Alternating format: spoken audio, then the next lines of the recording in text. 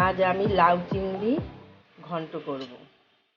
এই যে আমার লাউকে আমি কুচিয়ে এই যে ভালো করে এই যে কুচিয়ে রেখেছি, হাতে বটিতেই কুচিয়ে রেখেছি।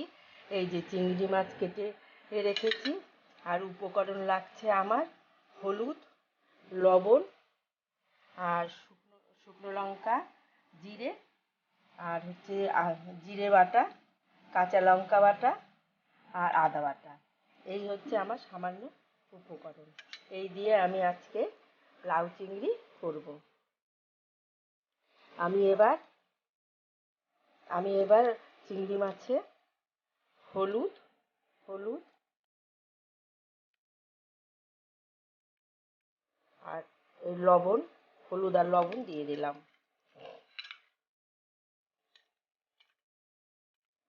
দিয়ে এবার আমি চিংড়ি মাছটিকে মাখিয়ে রাখলাম।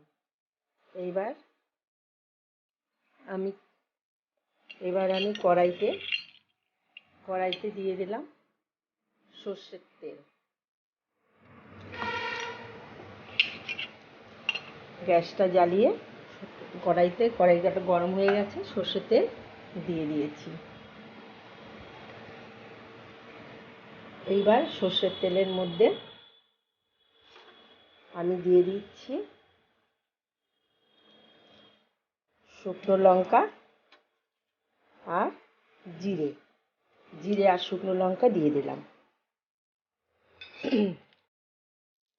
আর একটা তেজপাতা দিয়ে দিলাম।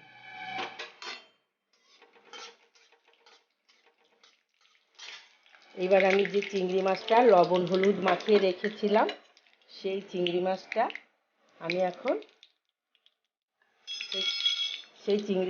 আমি এখন তেলের মধ্যে দিয়ে দিচ্ছি।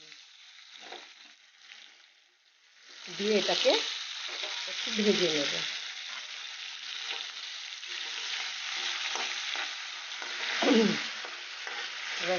এটাকে একটু ভেজে নিলাম।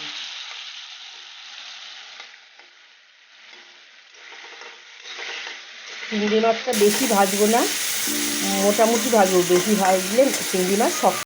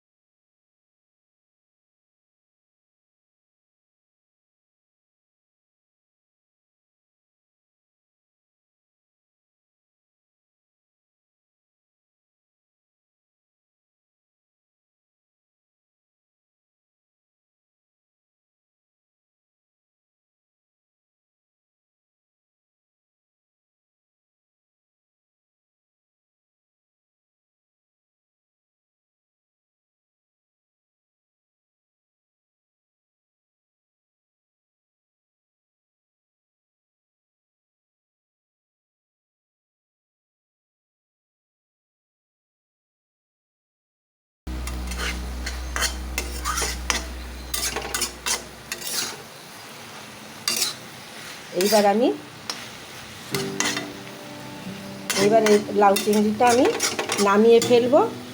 এই যে আমার লাউ চিংড়ি পুরো সম্পূর্ণ হয়ে গেছে। দেখুন আমি একদম ঘরোয়া উপায়ে করেছি, আমার উপকরণে কিচ্ছু দিইনি, একদম এরা রুগী বা ছোটো বাচ্চা সবাই খেতে পারবে। আর আমি কাঁচা লঙ্কা বাটাটাই ব্যবহার করেছি, কারণ শুকনো লঙ্কাটা তো স্বাস্থ্যের পক্ষে ভালো নয়, ওই জন্যে কাঁচা লঙ্কাটাই আমি ব্যবহার করি বেশি রান্নায়। আপনারা এবার আমার এই রান্নাটা খাবেন, খেয়ে আমি যেভাবে করেছি আপনারা ঠিক এইভাবে এই উপকরণ দিয়ে এই যে এই যে সামান্য এই যে একটু জিরে বাটা, আদা বাটা, কাঁচা লঙ্কা বাটা, একটু হলুদ, লবণ আর একটু চিনি, এই হচ্ছে আমার, আর একটু জিরে, শুকনো লঙ্কা, তেজপাতা ফোড়ন দিয়েছি। এই দেখুন এইভাবে এই যে তৈরি হয়ে গেছে। আপনারা ঠিক এইভাবেই তৈরি করে খাবেন, খেয়ে আমাকে জানাবেন, আমাকে লাইক করবেন, সাবস্ক্রাইব করবেন।